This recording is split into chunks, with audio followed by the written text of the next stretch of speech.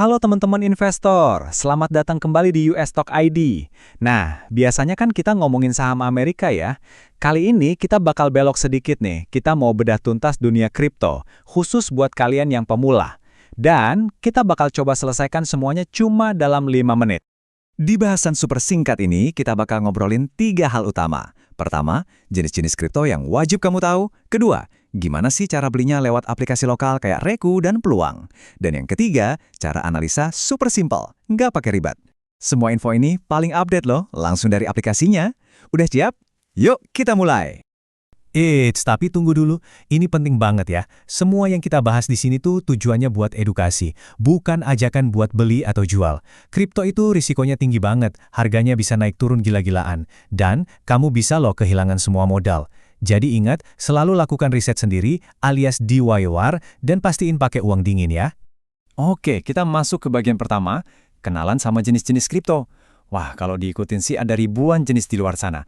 Tapi tenang, kita bakal fokus ke yang paling populer dan yang gampang ditemuin di platform lokal kita. Gampangnya, kripto itu bisa kita kelompokin. Ada Bitcoin sama Ethereum, ini raksasanya. Terus ada stablecoin yang harganya stabil. Ada altcoin, ini alternatif selain Bitcoin. Ada juga meme coin yang ramenya karena viral. Sampai token-token DeFi buat keuangan. Biar ada gambaran, di Reku itu ada lebih dari 150 koin. Kalau di Peluang sekitar 60-an. Saran aku sih buat pemula, kita mulai dari yang paling gede dan dikenal aja dulu. Yuk kita mulai dari sang raja, Bitcoin atau BTC. Coba deh bayangin Bitcoin ini sebagai emas digital. Kenapa? Soalnya jumlahnya terbatas, jadi langka, mirip kayak emas. Makanya, Bitcoin ini jadi kripto paling besar dan dianggap paling stabil. Cocok banget buat simpanan nilai jangka panjang. Nah, habis Bitcoin ada Ethereum atau ETH. Kalau Bitcoin tadi emasnya, Ethereum ini ibarat internetnya dunia kripto. Soalnya Ethereum ini platform tempat ribuan aplikasi lain dibangun. Mulai dari aplikasi keuangan atau DeFi, karya seni digital NFT, dan banyak banget lainnya. Jadi kekuatan utamanya itu sebagai fondasi teknologi. Oke, udah kenal jenis-jenisnya? Terus gimana cara belinya? Ternyata gampang banget loh. Dan di Indonesia, kamu bisa mulai investasi dengan modal sekecil Rp5.000 aja. Serius, yuk kita lihat caranya. Kalau buat pemula banget, aku paling saranin Reku. Soalnya prosesnya simple abis. Tinggal download aplikasinya, daftar pakai KTP buat verifikasi, terus top up saldo lewat transfer bank biasa. Udah deh, tinggal masuk ke menu Crypto Spot, cari koin yang kamu mau, masukin nominalnya, klik beli. Selesai, koinnya langsung masuk dompet kamu. Nah, kalau di Peluang, caranya agak sedikit beda. Sama, daftar dan top up dulu. Tapi biasanya, di menu Crypto Spot, kamu perlu beli USDT atau Tether dulu. USDT ini semacam stablecoin dolar. Nah, baru deh dari USDT itu, kamu bisa tukerin ke koin lain yang kamu incar. Jadi kesimpulannya gimana? Reksanu itu lebih to the point buat pemula, Peluang juga oke banget, apalagi kalau nanti kamu tertarik sama trading futures. Tapi, ini nasihat penting banget ya sebagai pemula. Selalu mulai dari spot market. Di spot kamu beneran beli dan punya koinnya. Hindari dulu yang namanya futures itu lebih ke spekulasi harga dan risikonya jauh lebih tinggi. Oke, sekarang kita masuk ke bagian yang paling seru nih, analisa sederhana.